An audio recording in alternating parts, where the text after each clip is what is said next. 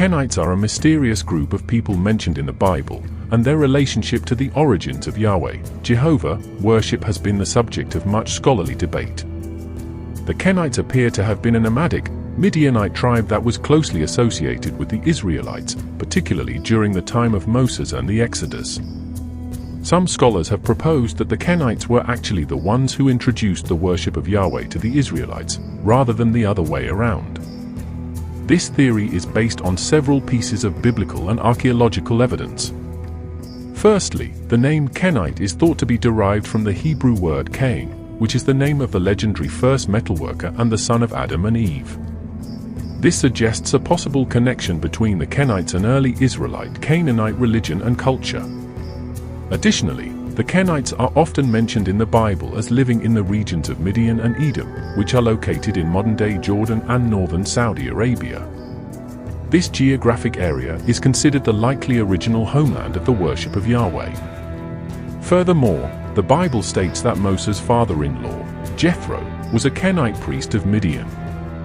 It was from Jethro that Moses is said to have learned about the God Yahweh and the associated rituals and laws.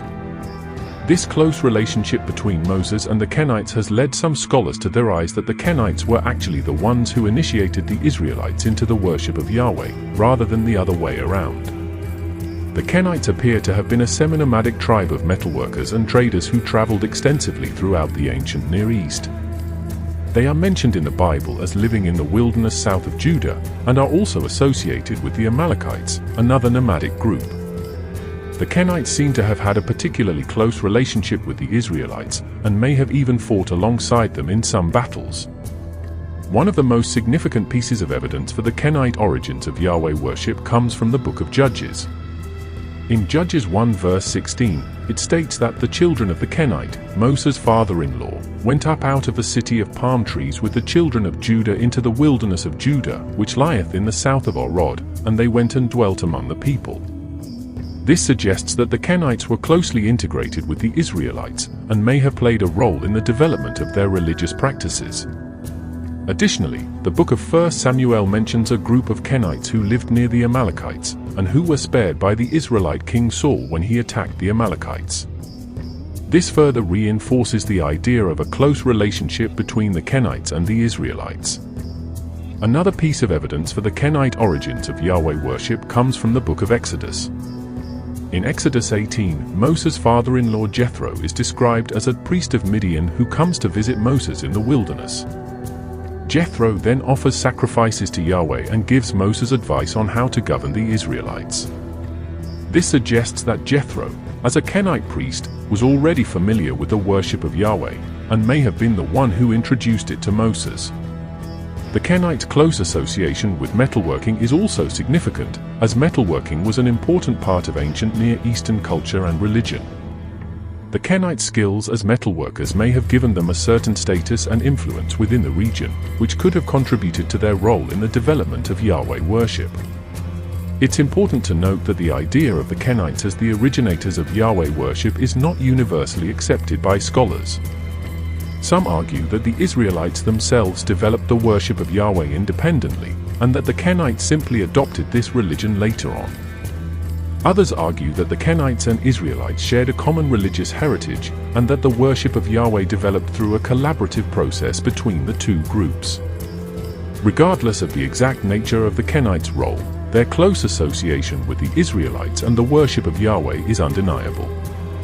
The biblical accounts suggest that the Kenites were an important part of the cultural and religious landscape of the ancient Near East, and their influence on the development of Israelite religion is a topic of ongoing scholarly debate and investigation.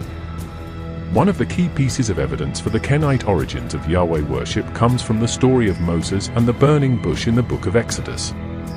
In this story, God appears to Moses in the form of a burning bush and reveals the divine name Yahweh to him. Interestingly, the location of this event is said to be in the wilderness of Midian, which is the traditional homeland of the Kenites. Furthermore, the book of Exodus states that Moses' father-in-law, Jethro, was a priest of Midian. This suggests that Jethro, as a Kenite priest, was already familiar with the worship of Yahweh and may have shared this knowledge with Moses. It's possible that the Kenites had been worshipping Yahweh for some time before the Israelites came into contact with them. Another important piece of evidence is the fact that the name Yahweh itself may have Kenite or Midianite origins. Some scholars have suggested that the name Yahweh is related to the Midianite deity Yahu, which was worshipped in the region of Midian and Edom. This would further support the idea that the Kenites were the ones who introduced the worship of Yahweh to the Israelites. It's important to note that the relationship between the Kenites and the Israelites was not always a peaceful one. The Bible mentions several instances of conflict and tension between the two groups, particularly in the book of 1 Samuel. In one incident, the Israelite king Saul is commanded by God to go and smite Amalek, and utterly destroy all that they have, and spare them not, but slay both man and woman, infant and suckling, ox and sheep, camel and ass. The Kenites, who were living among the Amalekites, were spared from this attack, suggesting that they had a special status or relationship with the Israelites. Despite these occasional conflicts, the Kenites seem to have remained closely integrated with the Israelites for centuries. The book of 1 Chronicles mentions that the Kenites were still living in Judah during the time of King David, and the book of Jeremiah even refers to a group of Rechabites, who were descended from the Kenites, living in Jerusalem. The precise nature of the Kenites' role in the development of Yahweh worship is still a matter of scholarly debate.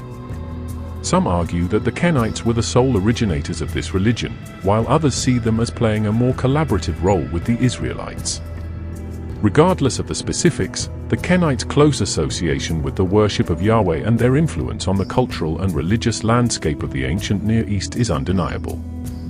One of the key questions that arises from the Kenite theory of Yahweh worship is why the biblical authors might have chosen to downplay or obscure the Kenites' role in the development of this religion. Some scholars have suggested that the biblical writers may have been motivated to present the Israelites as the sole originators of Yahweh worship in order to strengthen their own religious and political claims. It's possible that the Kenite status as a nomadic, non-Israelite group may have made them less desirable as the founders of the Israelite central religious tradition.